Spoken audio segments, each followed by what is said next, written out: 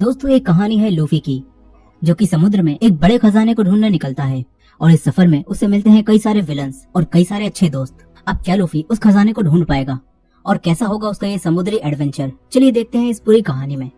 तो कहानी की शुरुआत में हमें पायरेट्स यानी कि समुद्री लुटेरों की एक दुनिया को दिखाया जाता है, जहाँ का सबसे बड़ा पायरेट गोल्ड रोजर होता है।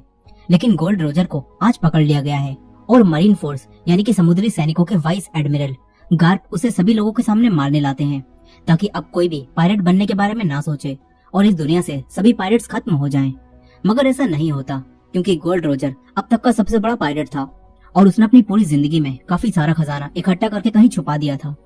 गोल्ड रोजर सबको बताता है कि उसने समुद्र में काफी सारा खजाना छुपा रखा है। गोल्ड रोजर सबसे कहता है कि समुद्र में जाओ और मेरा खजाना ढूंढ कर दिखाओ, और ये सुनकर लोगों में खजाने को ढूंढने का एक जज्बा पैदा हो जाता है। तभी गार्प ये देखकर तुरंत गोल्ड रोजर को मरवा देता है। मगर अब कई सारे लोग गोल्ड रोजर का खजाना ढूंढने के लिए समुद्र में जाकर पायरेट्स बनने लगते हैं। मतलब कि गार्प का पूरा प्लान उल्टा हो गया। वो चाहता था पायरेट्स खत्म हो जाएं, लेकिन गोल्ड रोजर के मरने के बाद पायरेट्स का एक नया युग ही शुरू हो गया और सभी पायरेट्स गोल्ड रोजर के खजाने को, जिसे वन पीस कहा जाता है, उसे ढूंढने निकल गए। अब कहानी 22 साल आगे आती है, जहाँ हमें एक लड़के मंकी डी लूफी को दिखाया जाता है। लूफी गोल्ड रोजर के खजाने यानी कि वन पीस को ढूंढकर पूरे समुद्र का सबसे बड़ा पायरेट बनना चाहता है, इसीलिए वो अपने सफर पर निकल चुका है। लेकिन अब पहले ही दिन जिस बोट पर वो बैठा था उसमें पानी आने लगता है। लूफी एक ड्रम में घुस जाता है और पानी में डूबने से बच जाता है। मगर फिर उसका ड्रम पानी में तैरते हुए दो पायरेट्स के जहाजों के पास पहुंच जाता है, जिनके बीच आपस में लड़ाई हो रही थी। यहाँ बड़े जहाज की कैप्टन अलविदा होती है, जिसके ऊपर मरीन फोर्स ने काफी सारे पैसों का इनाम रखा था। अलविदा अपने साथियों के साथ मिलकर दूसरे जहाज के लोगों को मारकर बंदी बना लेती है। फिर अलविदा के साथी उसके जहाज का सामान लूटकर अपने जहाज पर लाने लगते हैं। इसी बीच ये लोग उसी ड्रम को उठाकर अपने जहाज में ले आते हैं, जिसमें लूफी छुपा हुआ था। फिर जब रात में सब सो रहे थे तो लूफी बाहर आता है। लूफी को यहाँ एक लड़का कोबी मिलता है, जो कि उसे देखकर डर जाता है। लूफी उसे शांत कराता है और कहता है कि वो उसे नहीं मारेगा। फिर लूफी कोबी को बताता है कि वो भी एक पायरेट है। कोबी कहता है कि तुम कोई पायरेट नहीं लगते। इस पर लूफी कहता है कि सारे पायरेट्स बुरे नहीं होते। अब इसी बीच हम लूफी के पास्ट को देखते हैं, जहाँ हमें पता चलता है कि लूफी बचपन से ही एक पायरेट बनना चाहता था और लूफी को शैंक नाम का एक पायरेट बहुत पसंद था और लूफी शैंक्स को अपना हीरो मानता था। अब जब शैंक्स अपने साथियों के साथ इस आइलैंड पर वापस आता है तो लूफी शैंक्स से उसे भी उसकी टीम में शामिल कर लेने के लिए कहता है। मगर शैंक्स उससे कहता है कि तुम अभी लुटेरे बनने के लिए तैयार नहीं हो, ये काम काफी खतरनाक है। मगर ये सुनकर लूफी जहाज पर एक ऊंची जगह पर जाता है और सबके सामने अपने चेहरे पर चाकू से एक निशान बनाता है, ताकि वो सबको दिखा सके कि अब वो बच्चा नहीं है और पायरेट बन सकता है। अब प्रेजेंट टाइम में कोबी ये सब सुनकर लूफी से कहता है कि तुम एक पायरेट बनने का सपना कैसे देख सकते हो। इस पर लूफी कहता है कि पायरेट्स बनकर हम समुद्र में अपने साथियों के साथ एडवेंचर कर सकते हैं और हम पायरेट्स बिल्कुल आजाद होते हैं। कोबी भी आजाद होना चाहता था, लेकिन वो कहता है कि इस जहाज की कप्तान अलविदा उसे आजाद नहीं होने देगी। अब तभी अलविदा के खटराटों की आवाज सुनकर लूफी कहता है कि क्या तुम लोगों ने किसी समुद्री मॉन्स्टर को पकड़ रखा है। इस पर कोबी कहता है कि ये अलविदा के खर्राटों की आवाज है। कोबी लूफी को ऊपर ले जाता है और कहता है कि अभी सब सो रहे हैं, इसीलिए तुम यहाँ से निकल जाओ। लूफी यहाँ से जा रहा था, लेकिन तभी उनकी आवाज सुनकर सभी लोग जाग जाते हैं और अलविदा भी यहाँ आ जाती है। अलविदा को लगता है कि कोबी उसे धोखा दे रहा था, इसीलिए अलविदा अपने हथियार से इन दोनों पर हमला कर देती है, मगर लूफी उसे बचा लेता है।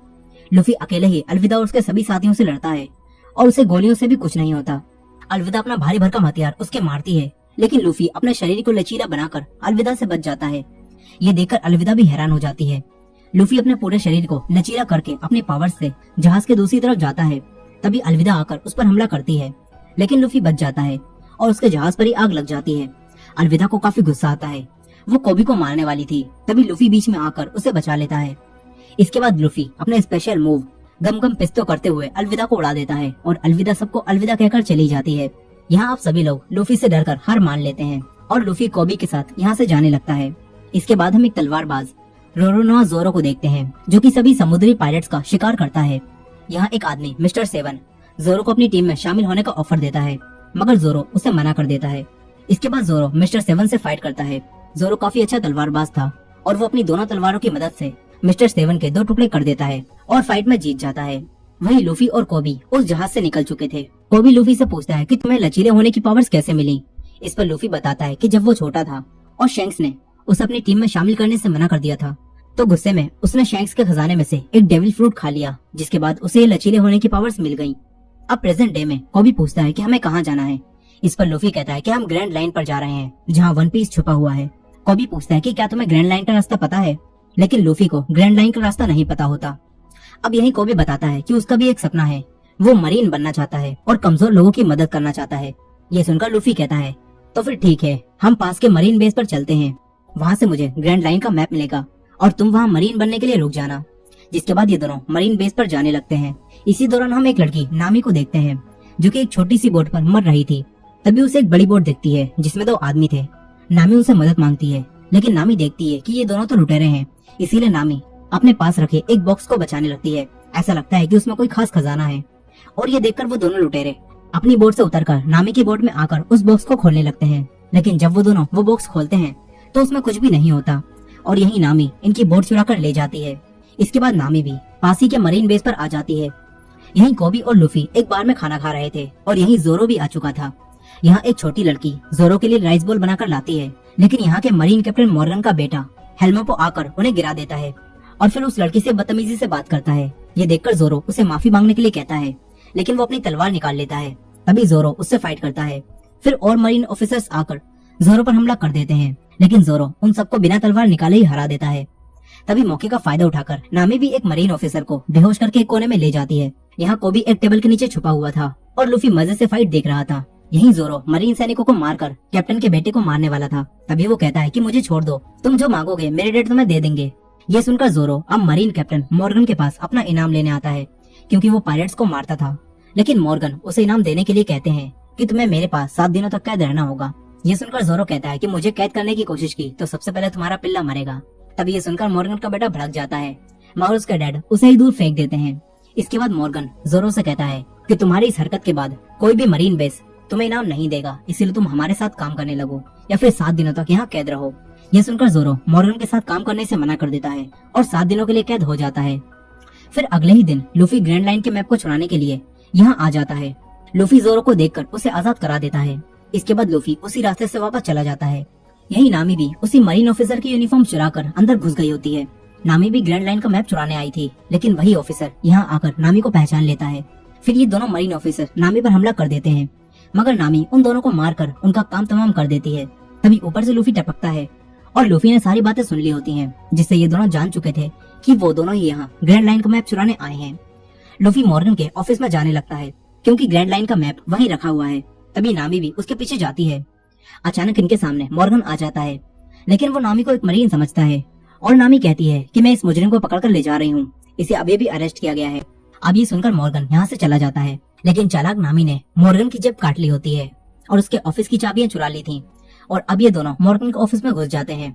ये दोनों ग्रैंड लाइन के मैप को ढूंढने लगते हैं। तभी मॉर्गन को वहीं वो दोनों ऑफिसर मिलते हैं जो कि अभी पिटे पड़े थे। वो दोनों मॉर्गन को बताते हैं कि वो लाल बालों वाली लड़की घुसपैठिया है। ये सुनकर मॉर्गन यहाँ इमरजेंसी अलार्म बजवा देता है। दूसरी तरफ लूफी और नामी को वही तिजोरी मिल चुकी थी जिसमें ग्रैंड लाइन का मैप रखा है, लेकिन नामी से वो तिजोरी नहीं खुलती। तभी बाहर मॉर्गन आकर उस दरवाजे को तोड़ने लगता है। ये देखकर लूफी अपनी ताकत से पूरी तिजोरी को उठाता है और नामी के साथ वहाँ से नीचे कूद जाता है। ये दोनों जिंदा बच जाते हैं, लेकिन फिर मरीन सैनिक यहाँ आकर इन्हें चारों तरफ से घेर लेते हैं, मगर लूफी और नामी उनसे लड़कर उन्हें मारने लगते हैं। तभी जोरो भी अपनी तलवारें लेकर यहाँ आ जाता है और देखता है कि ये दोनों बच्चे तो पिट रहे हैं, इसीलिए जोरो भी इनकी मदद करता है। फिर ये तीनों सारे मरीन सैनिकों को मार देते हैं। तभी मॉर्गन यहाँ आ जाता है। मॉर्गन के हाथ में हथियार लगा था, जिससे वो इन पर हमला कर देता है। तभी जोरो और लूफी उससे फाइट करते हैं, लेकिन मॉर्गन काफी पावरफुल था, इसलिए अब जोरो को अपनी तीसरी तलवार भी निकालनी पड़ती है। जोरो उसे निकालकर अपने मुंह से पकड़ता है और मॉर्गन को मारने लगता है। इसके बाद लूफी अपने गम गम पिस्तौल मूव से उसे मारकर दूर फेंक देता है। ये तीनों मरीन से बच जाते हैं। फिर जोरो इनकी और मदद करता है और ग्रैंड लाइन की तिजोरी को लूफी की शिप तक ले आता है। तभी मॉर्गन का बेटा हेल्मेपो यहाँ गन लेकर आता है, लेकिन तभी कोबी उसके एक मुक्का मारकर उसे बेहोश कर देता है। फिर लूफी कोबी को अपने साथ चलने के लिए कहता है, क्योंकि मरीन सैनिक अब इनके पीछे पड़े हैं। मगर कोबी लूफी से कहता है कि मैं अपना सपना पूरा करने के लिए यहीं रुकूंगा और एक अच्छा मरीन सैनिक बनूंगा। अब ये सुनकर लूफी जोरो और नामी के साथ इस बोट को लेकर निकल जाता है। दूसरी तरफ हम फिर से गार्प को देखते हैं, जिन्होंने 22 साल पहले गोल्ड रोजर को पकड़ा था। गार्प को पता चलता है कि मरीन बेस से कोई उनका ग्रैंड लाइन का मैप चुरा कर ले गया है और यह जानकर गार्प इसी बेस पर आने लगते हैं। इसके बाद हम एक जोकर को देखते हैं और उसे भी ग्रैंड लाइन का मैप चाहिए था, इसीलिए वो अपने लोगों को लूफी के पीछे मैप चुराने के लिए भेजता है। दूसरी तरफ लूफी, जोरो और नामी उसी बोट से आगे बढ़ रहे थे। यहाँ नामी उस तिजोरी को खोल लेती है और इसमें इन्हें ग्रैंड लाइन का मैप मिलता है। फिर नामी जोरो और लूफी को बताती है कि पूरी दुनिया का समुद्र 4 हिस्सों east blue, north blue, west blue और साउथ ब्लू में बटा हुआ है और जमीन की लाइन को रेड लाइन कहा जाता है और इसके अलावा जो लाइन इसके बीच में है उसे ग्रैंड लाइन कहा जाता है। अब ये तीनों वहाँ जाकर वन पीस ढूंढने के बारे में बात कर रहे थे, तभी उसी जोकर के लुटेरे यहाँ आकर इनकी बोट पर हमला कर देते हैं। वो लोग बेहोशी की गैस को इनकी तरफ फेंकते हैं जिससे ये तीनों बेहोश होने लगते हैं। तभी लूफी उन लुटेरों को देखकर ग्रैंड लाइन के मैप को अपने मुंह के अंदर छुपा लेता है। फिर वो सभी बेहोश हो जाते हैं। इसके बाद जब ये तीनों जागते हैं तो ये तीनों कैद हो चुके थे। लुटेरों ने इनकी सारी चीजें ले ली होती हैं, लेकिन लूफी कहता है कि ग्रैंड लाइन का मैप मेरे पास बिल्कुल सेफ है।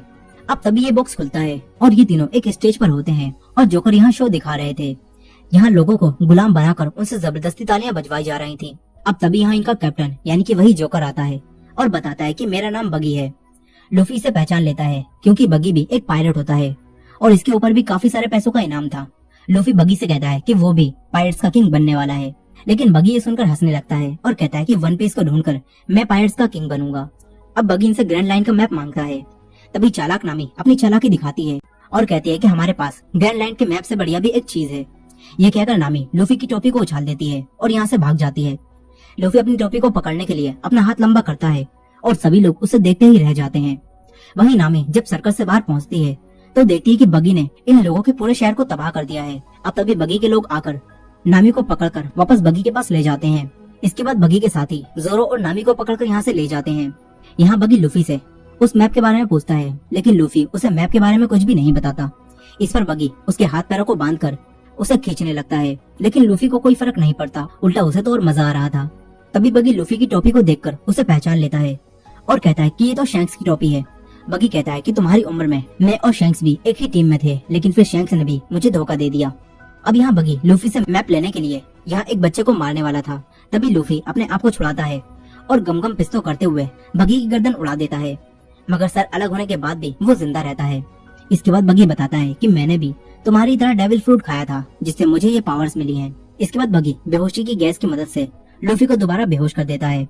दूसरी तरफ जोरो और नामी अब कैद हो चुके थे, लेकिन नामी के पास ताले को खोलने के लिए एक चाबी थी। नामी उससे वो लॉक खोलने की कोशिश करती है। तभी यहाँ बगी का एक आदमी आ जाता है। जोरो ने इस आदमी के भाई को और इसके पुराने साथियों को पहले दौड़ा कर मारा था, इसीलिए अब ये जोरो को मारने वाला था। वो जोरो को घुमाता है और उसके चाकू मारने लगता है, लेकिन ये प्रो निशानेबाज था, इसीलिए इसका एक भी निशाना ठीक नहीं लगता। अब तभी नामी लॉक खोल लेती है और इसके एक लात मारती है। इसके बाद जोरो इसे पकड़ लेता है। फिर नामी उसे छुड़ाती है और जोरो इस लुटेरे को आसानी से बेहोश कर देता है। वहीं दूसरी तरफ गार्प, जो कि इस बेस के वाइस एडमिरल हैं, वो यहाँ पहुंच जाते हैं। यहाँ मॉर्गन उनसे झूठ बोल रहा था और बता रहा था कि उसके बेटे की गलती की वजह से वो पायलट ग्रैंड लाइन का मैप चुराकर यहाँ से ले गए। मॉर्गन कहता है कि कोबी, जो कि नया कैडेट है, उसने मेरे बेटे को बचा लिया, नहीं तो वो भी मारा जाता। अब गार्प कोबी को देखकर सब कुछ समझ जाता है कि कोबी लूफी के साथ मिला हुआ है, इसीलिए गार्प कोबी को अकेले में मिलने के लिए बुलाता है और पूछता है कि तुम उन पायरेट्स के साथ कब से काम कर रहे हो। यहाँ गार्प का साथी कहता है कि एक बार में तुम्हें लूफी के साथ देखा गया था, इसीलिए अब हमें सच बताओ। ये सुनकर कोबी गार्प को सब कुछ सच बता देता है कि लूफी ने मुझे अलविदा से छुड़ाया था, फिर वो यहाँ आ गया और क्योंकि वो हमेशा से मरीन बनना चाहता था, इसीलिए वो मरीन बनने के लिए यहीं रुक गया। गार्प समझ जाता है कि लूफी सच कह रहा है, इसीलिए गार्प कोबी को लूफी को पकड़ने के लिए अपनी टीम में शामिल कर लेता है। वहीं दूसरी तरफ बगी ने लूफी को एक टैंक में कैद कर दिया होता है जिसमें समुद्री पानी भर रहा था और समुद्री पानी की वजह से लूफी की ताकतें कमजोर पड़ चुकी थी। यहाँ बगी दोबारा से लूफी से वो मैप मांगता है, मगर लूफी उसे वो मैप नहीं देता। तभी बगी टैंक में पानी की स्पीड बढ़ा देता है। इसी दौरान हम छोटे लूफी को देखते हैं जो कि शैंक्स के उसे छोड़कर जाने से दुखी था। तभी यहाँ एक और पायलट अपने साथियों के साथ आता है और लूफी को परेशान करने लगता है, मगर तभी शैंक्स अपने साथियों के साथ यहाँ आ जाता है और उस पायलट की टीम की लंका लगा देता है। तभी वो पायलट लूफी को लेकर समुद्र में चला जाता है, मगर तभी इनकी बोट पर एक बड़ा सा जीव हमला कर देता है जिससे वो पायलट पानी में डूबकर मर जाता है। यहाँ लूफी भी पानी में डूबने लगता है। तभी शैंक्स आकर उसे बचा लेता है। फिर वो मॉन्स्टर पानी से बाहर आता है और इन पर हमला करता है। शैंक्स बीच में आकर लूफी को बचा लेता है। इसके बाद शैंक्स उसकी आंखों में आंखें डालकर देखता है और उसे डराकर भगा देता है, मगर उस मॉन्स्टर ने शैंक्स का एक हाथ खा लिया होता है और ये देखकर छोटे लूफी को काफी दुख होता है, मगर इससे लूफी समझ जाता है कि वो भी पायलट बनने के लायक नहीं है। इसके बाद शैंक्स लूफी को छोड़कर चला जाता है, लेकिन जाते समय शैंक्स लूफी को अपनी टोपी देता है और लूफी के पास शैंक्स की आखिरी निशानी थी। लेकिन अब प्रेजेंट टाइम में बगी उसी टोपी को खराब करने लगता है। लूफी को ये देखकर काफी गुस्सा आता है।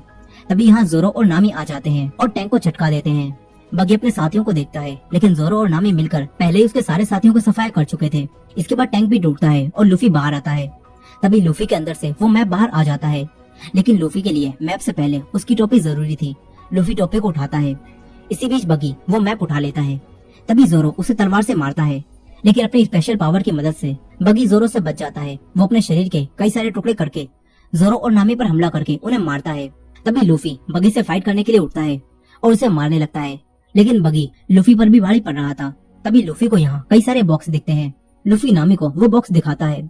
इसके बाद जोरो और लूफी मिलकर बगी के टुकड़ों को पकड़कर उस बॉक्स की तरफ फेंकते हैं और नामी उन्हें कैद कर देती है। फिर बगी अब छोटा हो जाता है। इसके बाद लूफी उसे अपने स्पेशल मूव से यहाँ से उड़ा देता है। फिर लूफी वो मैप नामी के हाथों में सौंपता है, क्योंकि अब वो तीनों अच्छे दोस्त बन चुके हैं। इसके बाद लूफी, जोरो और नामी यहाँ कैद लोगों को आजाद कराते हैं। दूसरी तरफ गार्प ने वहाँ के कैप्टन मॉर्गन को कैद कर लिया होता है, क्योंकि कैप्टन मॉर्गन एकदम भ्रष्ट कैप्टन था। इसके बाद गार्प कुछ नए मरीन सैनिकों को लेकर खुद लूफी को पकड़ने का फैसला करता है। उसके नए मरीन सैनिकों में मॉर्गन का बेटा हेलमेपो और कोबी भी शामिल होते हैं, और ये लोग लूफी को पकड़ने के लिए समुद्र में निकल जाते हैं। वही लूफी और लोगों को आजाद कराने के बाद जोरो और नामी के साथ अपने सफर पर निकल चुका था। तभी हम नामी को देखते हैं, जो कि किसी से फोन पर बात करती है और कहती है कि मेरे पास ग्रैंड लाइन का मैप है और मैं आ रही हूँ। यानी कि नामी इन्हें धोखा दे रही है। अब इसके बाद हम 7 साल पहले के साइरप विलेज को देखते हैं, जहाँ एक बच्चा उसोप हमेशा शोर मचाकर सबको डराता है और कहता है कि लुटेरे आ रहे हैं। शुरू में सभी लोग उसकी बातों को सच समझकर उससे डरते थे, लेकिन कुछ सालों बाद ही लोग समझ गए कि उसोप झूठ बोलता है, इसीलिए अब कोई भी उसकी बात पर विश्वास नहीं करता। कहानी प्रेजेंट डे में आती है, जहाँ उसोप अब बड़ा हो चुका है, लेकिन अब भी वो सबसे कहता है कि लुटेरे आ रहे हैं, लेकिन अब भी कोई उसकी बातों पर विश्वास नहीं करता। अब यही लूफी और उसके दोस्त आगे बढ़ रहे थे, लेकिन उनका जहाज खराब हो जाता है। इसीलिए ये लोग नया जहाज खरीदने के लिए उसोप के आइलैंड पर आ जाते हैं और अपने जहाज को पानी में डुबो देते हैं, ताकि कोई भी इन्हें ना ढूंढ पाए। दूसरी तरफ गार्फ लूफी को ढूंढने के लिए आगे बढ़ रहा था। तभी गार्फ देखता है कि कोबी इस जहाज पर बाकियों से अच्छा काम करना जानता है, इसीलिए गार्फ कोबी को अपने साथ ले जाता है और हेलमेपो से काम करने के लिए कहता है। वहीं दूसरी तरफ उसी जोकर बगी ने अपने सारे पार्ट्स फिर से निकाल लिए होते हैं, लेकिन फिर एक आदमी उसके पास आता है और कहता है कि तुम्हें आर्लोंग ने बुलाया है, मगर बगी आर्लोंग के पास जाने से मना कर देता है। तभी वो फिशमैन बगी के 2.5 किलो का हाथ मारकर उसे बेहोश करता है और अपने साथ ले जाता है। वहीं लूफी और उसके साथी जहाज देख रहे थे। तभी लूफी को एक जहाज पसंद आ जाता है और इसी जहाज पर लूफी को उसोप मिलता है। उसोप इस जहाज की देखभाल करता था और वो कहता है कि अगर तुम्हें ये जहाज खरीदना है तो मैं तुम्हें अपनी दोस्त से मिलवा सकता हूँ, उसका ही ये जहाज है, बल्कि उसका ही ये पूरा आइलैंड है। ये सुनकर लूफी, जोरो और नामी उससे मिलने के लिए तैयार हो जाते हैं। इसके बाद उसोप उन्हें अपनी दोस्त के घर ले जाता है। ये घर काफी बड़ा होता है। फिर यहाँ एक लड़की आती है, वो अपने बटलर क्लाडोर के साथ थी और आज काया का 18वां जन्मदिन था। उसोप काया को बर्थडे विश करता है और लूफी, जोरो और नामी को अपना साथी बताता है। फिर काया उसोप और उसके साथियों को आज यहीं डिनर करने के लिए कहती है। इसके बाद क्लाडोर इन्हें नहाकर कपड़े बदल लेने के लिए कहता है। यहाँ काया के मॉम डैड की डेथ हो चुकी थी और काया भी काफी बीमार रहती थी, इसीलिए उसके नौकर और क्लाडोर ही पूरा घर संभालते हैं। अब इसके बाद हम काया को देखते हैं, जो कि अकेली रूम में बैठी थी। तभी खुफिया रास्ते से उसोप उसके पास आता है और उसे गिफ्ट के तौर पर समुद्री मोती देता है। उसोप काया को खुश करने के लिए उसे झूठी झूठी कहानियां सुनाता है कि वो बड़े बड़े एडवेंचर कर चुका है। तभी काया को खांसी आती है। उसोप उसे उसकी चाय पिलाता है, जिससे काया को थोड़ा अच्छा महसूस होता है। यही लूफी और नामी इतने सारे कपड़े देखकर कंफ्यूज हो रहे थे कि वो कौन से कपड़े पहने। अब तभी यहाँ जोरो आता है और लूफी और नामी से पूछता है कि क्या काया के साथ जो आदमी था, क्या वो तुम्हें जाना पहचाना लग रहा था? लेकिन नामी और लूफी मना करते हैं। वहीं वो आदमी क्लाडोर अपनी चिकनी चोपड़ी बातों से काया का दिल जीत लेता है। काया उसे अपना अच्छा दोस्त मानती है, मगर हकीकत में क्लाडोर दोनों नौकरों के साथ मिलकर काया को मारने का प्लान बना रहा था, ताकि इस आइलैंड पर वो राज कर सके। और इसी वजह से क्लाडोर रोज काया को थोड़ा थोड़ा जहर दे रहा था, जिस वजह से काया लगातार बीमार रहती है। यहाँ काया के शेफ ने कई सारा जहरीला सूप बनाया होता है, ताकि वो लोग काया को मार सकें। वहीं दूसरी तरफ गार्प कोबी को अपने साथ गेम खेलने के लिए कहता है। वो दोनों गेम खेलने लगते हैं और गार्प उसे गेम खेलते हुए समझाता है कि अगर तुम हार के बारे में सोचते रहोगे तो तुम हारते ही रहोगे, इसीलिए तुम्हें जीत के बारे में सोचना होगा। इसके बाद जब कोबी जीत के बारे में सोचता है तो वो गार्प को भी गेम में हरा देता है। वहीं दूसरी तरफ लूफी, जोरो और नामी पार्टी का मजा ले रहे थे। यही नामी एक आदमी मेरी से बात करती है, जो कि काया का सारा बिजनेस संभालता है। अब इसके बाद यहाँ काया क्लाडोर के साथ आती है। फिर काया मेरी से मिलती है। जोरो क्लाडोर से बात करता है और पूछता है कि क्या हम पहले मिल चुके हैं, तुम मुझे जाने पहचाने लगते हो। लेकिन क्लाडोर मना कर देता है।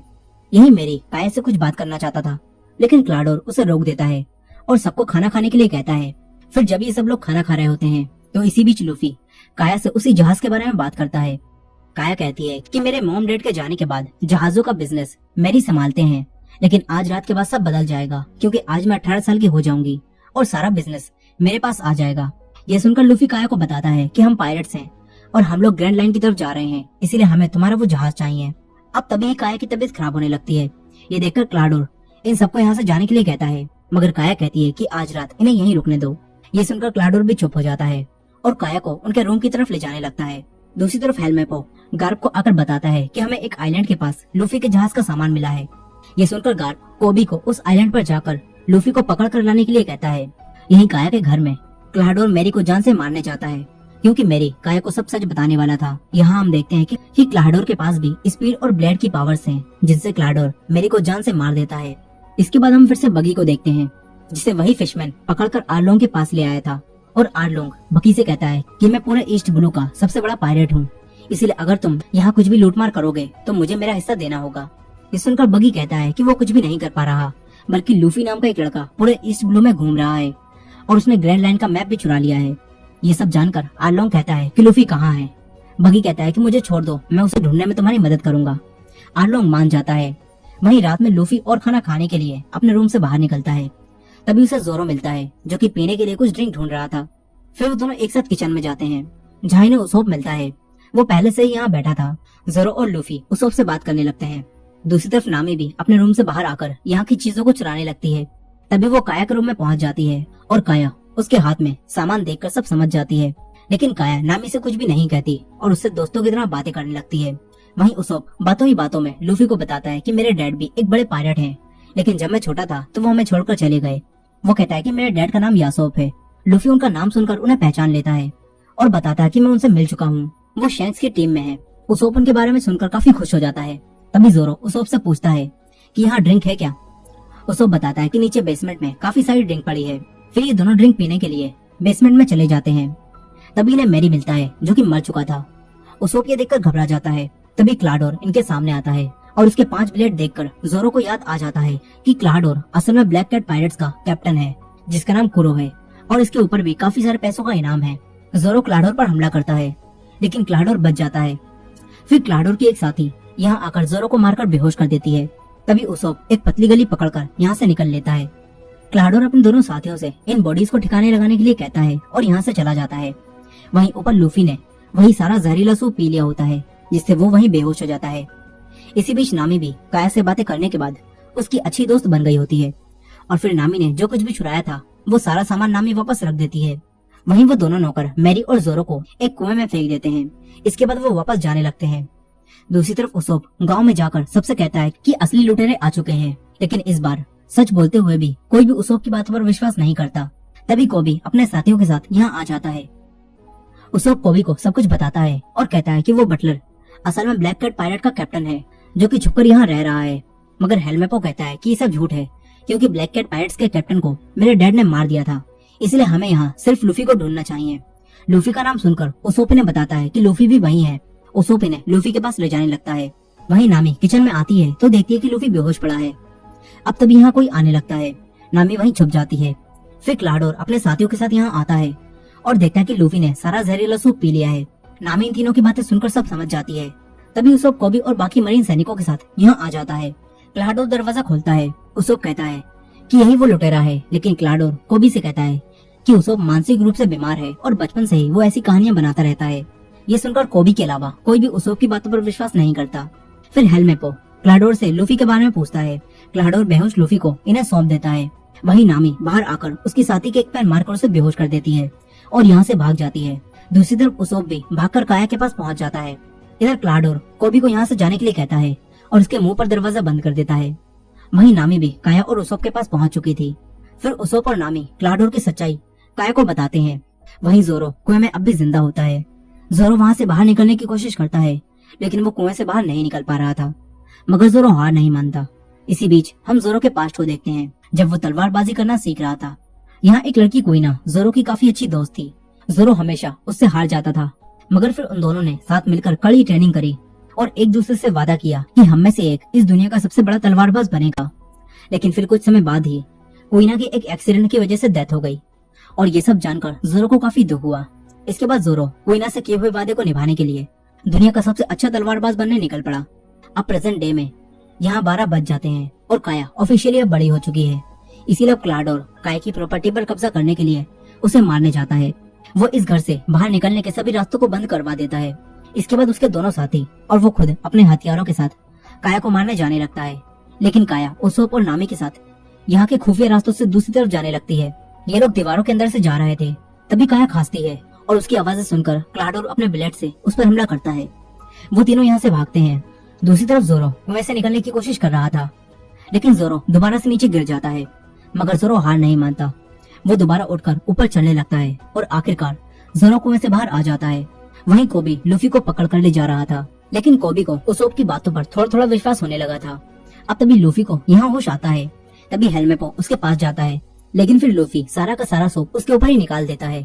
इसके बाद लूफी पूरी तरह से होश में आ जाता है और लूफी कोबी से कहता है कि मुझे यहाँ से जाना होगा ताकि मैं अपने दोस्तों को बचा सकूं। लेकिन हेलमेपो उसे पकड़ने के लिए उसे मारने वाला था। तभी जोरो यहाँ आ जाता है और उसके साथियों को मार देता है। वो हेलमेपो को भी बेहोश कर देता है। इसके बाद जोरो और लूफी अपने दोस्तों को बचाने जाने लगते हैं।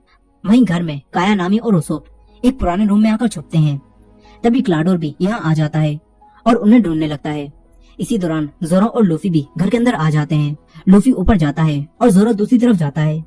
जोरो के सामने क्लाडोर के दोनों चमचे आते हैं। जोरो उनसे फाइट करता है। वहीं क्लाडोर काया और नामी को पकड़ लेता है।